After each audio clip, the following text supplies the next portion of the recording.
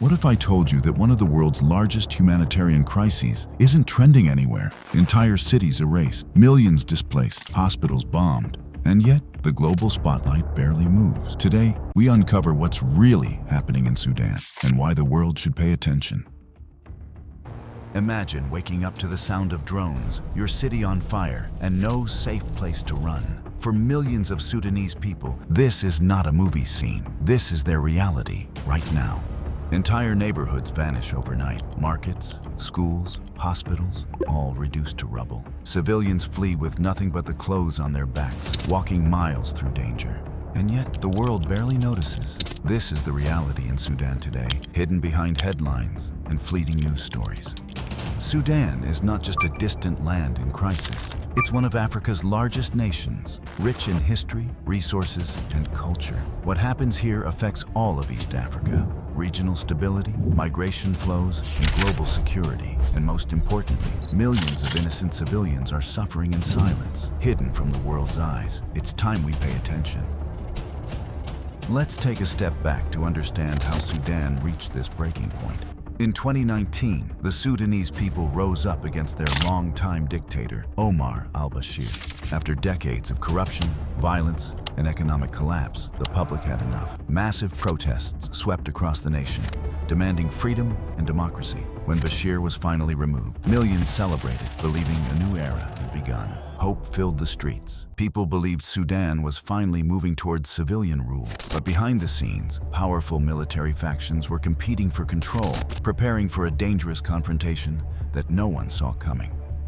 During the transition period, two major forces became the center of power. First, the Sudanese Armed Forces, known as the SAF, the country's traditional military. Second, the Rapid Support Forces, or RSF, a paramilitary group with deep roots in the Janjaweed militias responsible for atrocities in Darfur. In 2021, these two forces joined hands to overthrow the civilian government. It was a major setback for democracy, but soon after, their alliance shattered. Both wanted authority. Both wanted to dominate the future of Sudan. Tension built up month after month, until finally, on April 15, 2023, the conflict exploded into a full-scale war.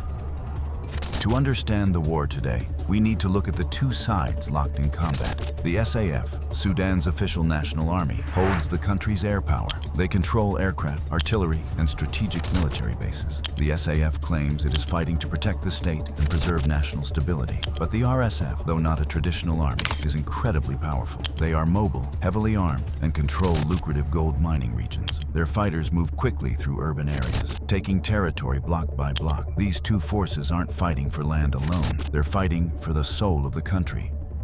Despite international calls for peace, both sides believe victory is possible. The SAF relies on its airstrike and traditional military hierarchy. The RSF relies on speed, ground dominance, and control of resources. This power struggle is fueled by political ambition, economic interest, and deep mistrust. Both sides accuse each other of war crimes, but the harsh truth is that civilians are trapped in the middle, paying the highest price. More than a year into the fighting, Sudan's capital, Khartoum, looks unrecognizable. Entire neighborhoods are destroyed. Streets once filled with life now lie silent and covered in debris. Electricity grids have collapsed, water systems are broken, and hospitals are barely functioning. Families who lived normal lives not long ago now find themselves hiding from drones, gunfire, and airstrikes, just trying to survive one more day. The situation in the western region of Darfur is even more alarming. Reports of massacres, ethnic violence, and burned villages have shocked human rights groups worldwide. The city of al-Bashir has become a major flashpoint, with intense battles leaving civilians trapped without food, medicine, or safe passage. Meanwhile, the SAF controls parts of the east, while the RSF holds large portions of the west. But the front lines shift constantly, and there is no sign of a stable ceasefire. What's happening in Sudan is now considered one of the world's largest humanitarian crises. Millions of people have been forced to flee their homes, many of them walking for days without water or shelter. Refugee camps in neighboring countries are overflowing. Children are malnourished. Families are separated. Humanitarian agencies warn that famine is approaching, but they can't reach many areas because the fighting blocs supply routes. In hospitals that are still standing, doctors work with no medicine, no equipment, and sometimes no electricity. Children are dying from preventable diseases. Women and girls face extreme risks of violence during displacement. Aid workers describe scenes of desperation, people drinking dirty water, overcrowded shelters, and families living under open skies. This is not just a conflict, it is a deep and painful humanitarian catastrophe.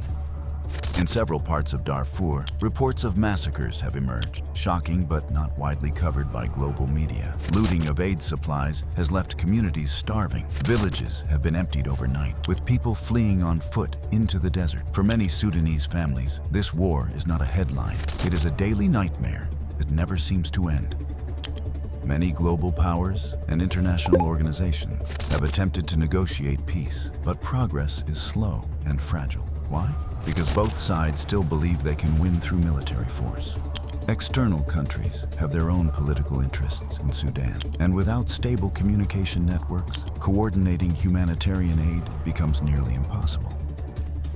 Peace talks start, then collapse. Ceasefires are announced, then violated within hours. Aid agencies cannot move safely, and civilians are trapped in cities that have become active war zones. Without trust, without pressure, and without accountability, peace remains out of reach. The future of Sudan is uncertain, but a few possibilities stand out. 1. The war could continue for years, slowly tearing the country apart. 2. Sudan could fragment into separate regions under different groups. Or 3. A negotiated peace could emerge, but only if international pressure increases and both sides lose the ability to continue fighting. Yet, through all the darkness, Sudanese civilians show incredible resilience, protecting each other, sharing their last pieces of food, educating children in makeshift shelters, and holding on to hope. Sudan is not just a headline, it is a human tragedy unfolding in silence.